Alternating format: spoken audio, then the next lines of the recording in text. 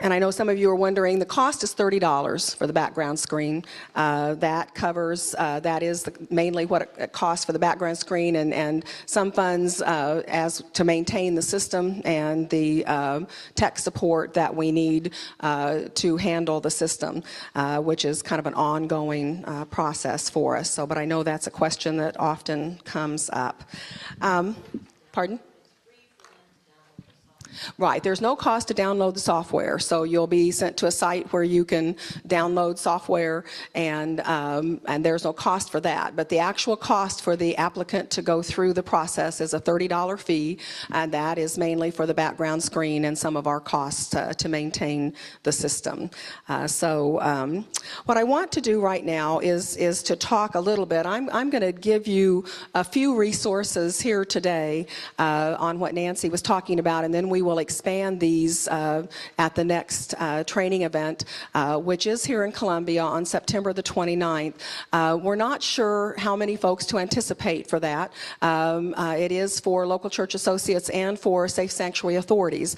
Your Safe Sanctuary Authority is the group that makes decisions. As I said when I introduced us, our Safe Sanctuary Authority at the conference level is Bev Bomer as youth director and Lee Walls as camping and retreat, and myself. Nancy sets in on those meetings because she organizes all the material. So she's like the local church associate, the Safe Sanctuary coordinator. And so she puts all the files together and brings us all the information and explains what she has found in the system and through CaseNet and on the background screen and the references and all of that.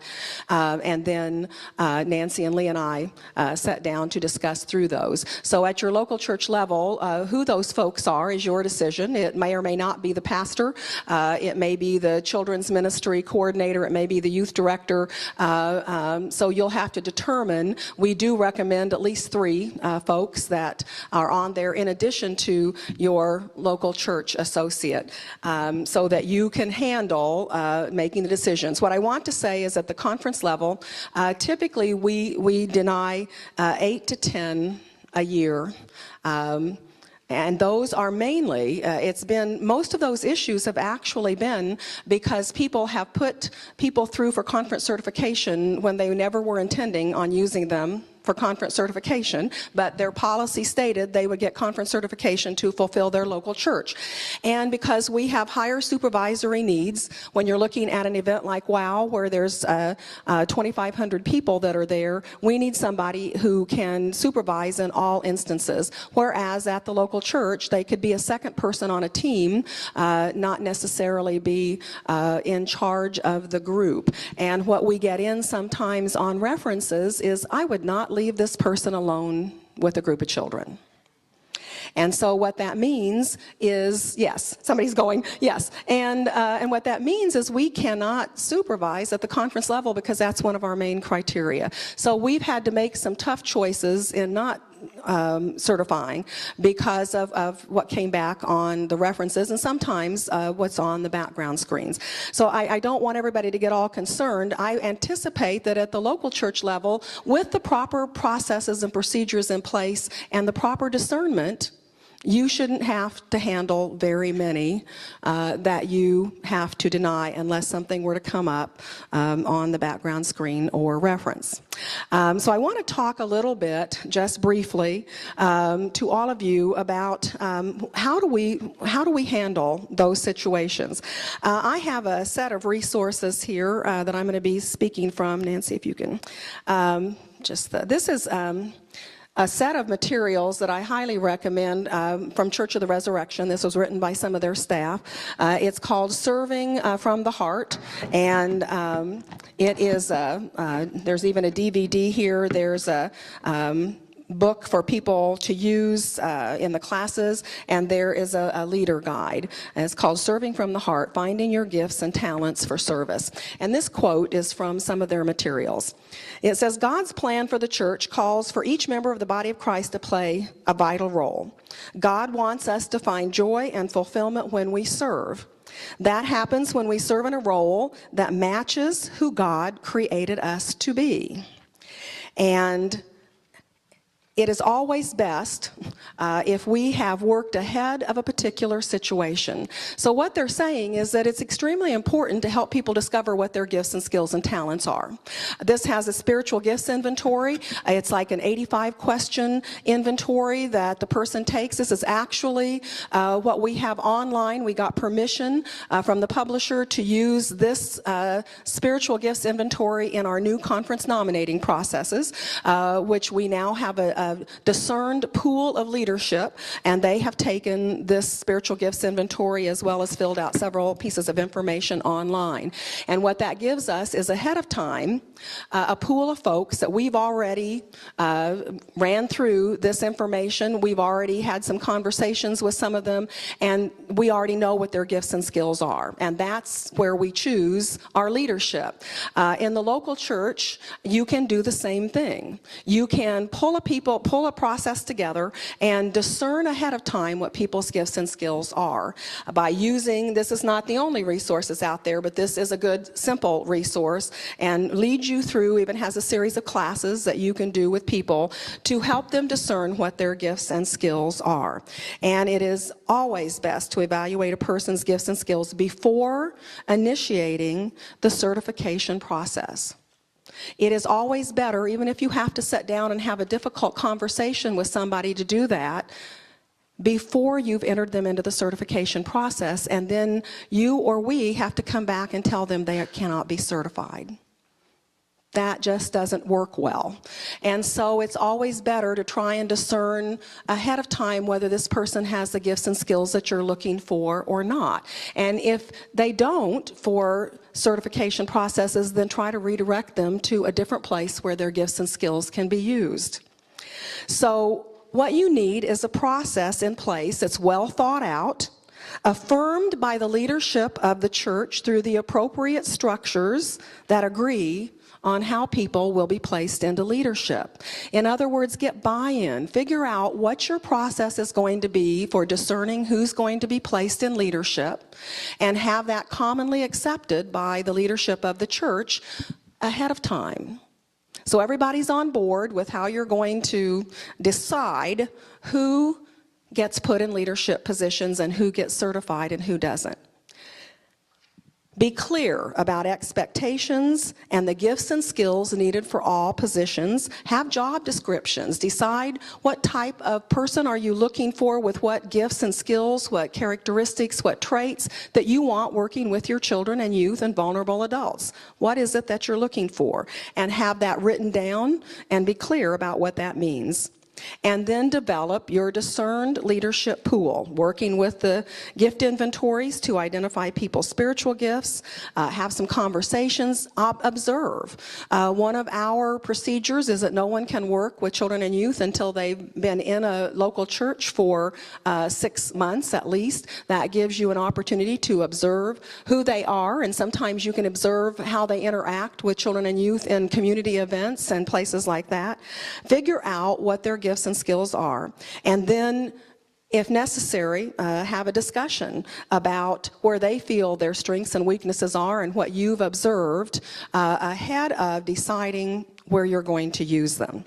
In most situations, and I have on occasion, but most situations I never put out a broadcast call for help. Because when you do that, what you're saying is that for this position that I broadcasted, that I need these people, I'm going to take whoever comes forward. And after you put that broadcast call out for help for a particular position and they come forward, then what happens if you decide that you can't use them? That puts you in another difficult position. It's always better for the church to be the one that's initiating the process and setting their parameters and inviting people that you feel have the gifts and skills you need into the positions that you want. Because what happens otherwise is you get into a position where you've broadcast a call for help, and you need somebody in there, and so you take whoever comes forward, and then you have no idea you've not observed them, you don't know what their gifts and skills are, and so you end up sending them through for certification, and then you end up with all these issues that are there. So just some ways to start kind of rethinking the process of how you're going to invite into service and not just call people up. Another set of things that you can do is to set for the Safe Sanctuary Authority in your local church, however that is put together, is to set some clear criteria up front around how you're going to make decisions as a church and as the Safe Sanctuary Authority, around probation, around Missouri sex offender list. For the conference certification processes, we only have two things that really are set. Everything is kind of a case-by-case basis, but no one can be certified who is on probation. Whatever reason they're on probation, nobody can be certified unless they are off probation. So that's one criteria that we use, and nobody who's on the Missouri sex offender list can be certified. So those are the two musts that we have. Beyond that, it is a case-by-case basis. So what means automatic denial for you all, and you all will have to decide what that looks like. Be clear about what behaviors will not be acceptable and could cause somebody to either not be certified because you've observed these behaviors, or if they've been certified, what would cause you to have to revoke their certification. And those could be everything from not following procedures to not being safe, bad language, obviously hitting a child or a youth, drug use, safety issues, whatever that is. You just need to have thought through those and be clear in your own mind about what behaviors are not acceptable. Again, Safe Sanctuary certification is a privilege. It's not a right that anybody has, and they are expected to follow the policies, procedures that the local church and the conference has set. When you have to deny or decide not to certify someone, if it's ahead of the process, if you're able to sit down and maybe redirect somebody, I think your gifts and skills are better served over here in this area. Or if you have observed, I've talked with pastors who have actually had conversations with their congregation members that says, I'm not sure that you're ready to serve with our children and youth at this point, and these are the reasons why. These are the behaviors I'm observing. Now, obviously, that's a difficult conversation, but believe me, it's a far easier conversation there than it is on the other side of things, especially if there's been an incident and something has happened. If you've put somebody through for certification and they're already in that process and something comes back on the background screen, a background screen is public information, and you can sit down whenever we get something back on a background screen. Nancy or Krista often calls that person to get clarification around what has happened with that event and kind of hear their pieces of it, and then we have to make a decision based on the information that we have. This is probably one of the most important things I'm going to say today. If it's references, folks, we cannot share at all. We never share the information that's on references. That is confidential. The only way that we can be guaranteed that people are honest with us, and they will be honest if they feel that it's a safe place and that it is protected information, you would be surprised. You would be surprised at what we get back. And keep in mind, the person selects their general reference. And often on those references, those are the people that they have chosen themselves and that know them.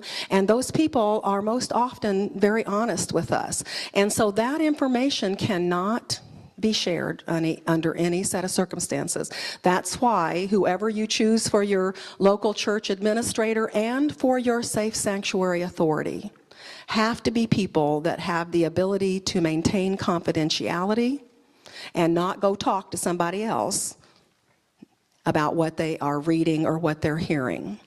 And so that can be a little bit more difficult situation, can it?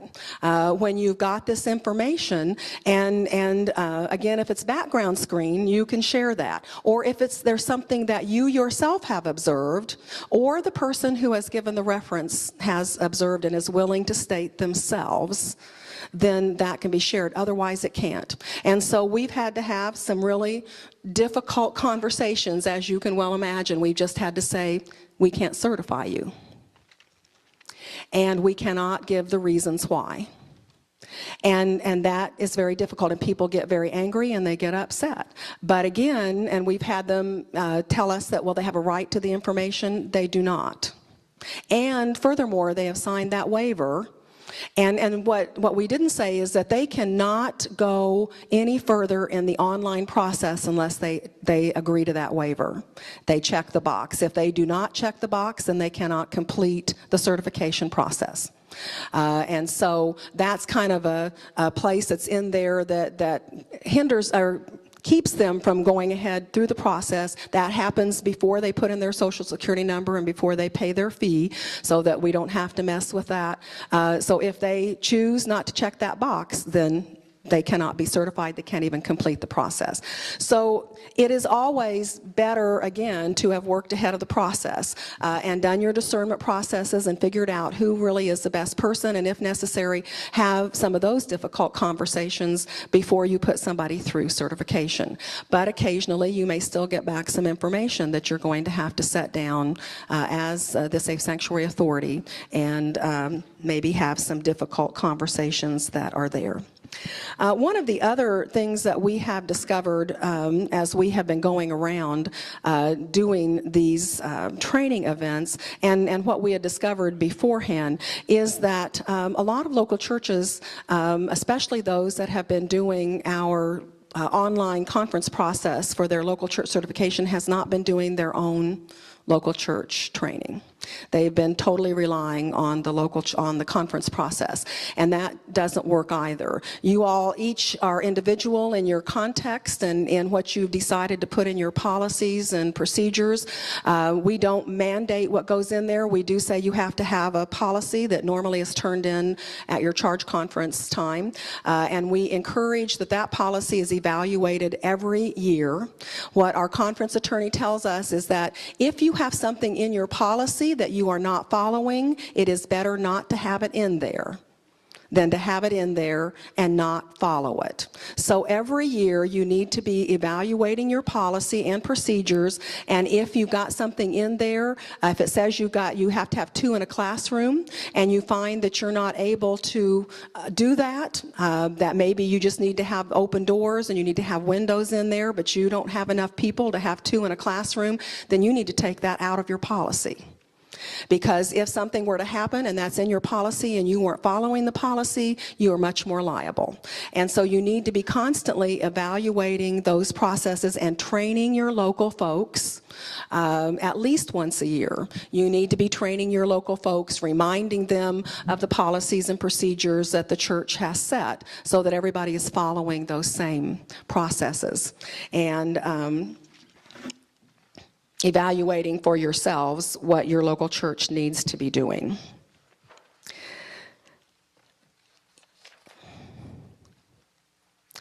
The first and most important priority that we have, I know that some of these can be difficult processes and they can be difficult decisions and they can be difficult conversations, but the most important priority is the physical, mental, emotional, and spiritual safety of our children and our youth and our vulnerable adults.